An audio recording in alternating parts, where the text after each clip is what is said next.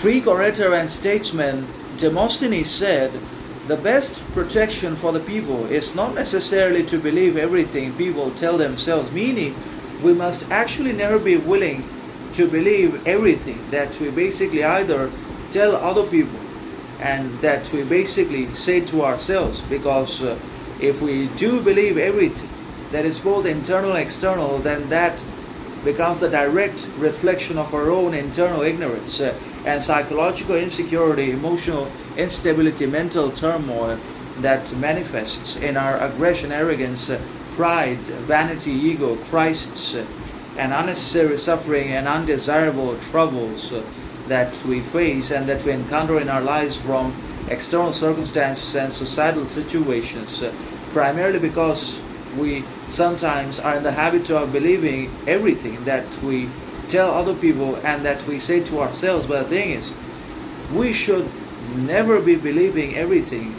that we say from our mouths, because not everything that we say or that comes out of our mouth is or can be considered to be significant, meaningful, authentic, wise, intelligent, rational, reasonable, or sovereign. And that's why it's always better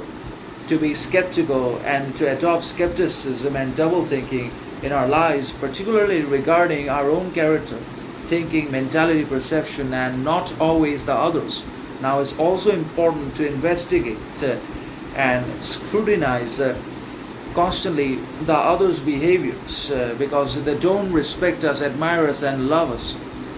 for our qualities and genuine virtues. Then we basically have to part ways with those people. We should and must be willing to part ways with people that have little to no qualities and that don't respect or admire us for our qualities and virtues in returns, and that don't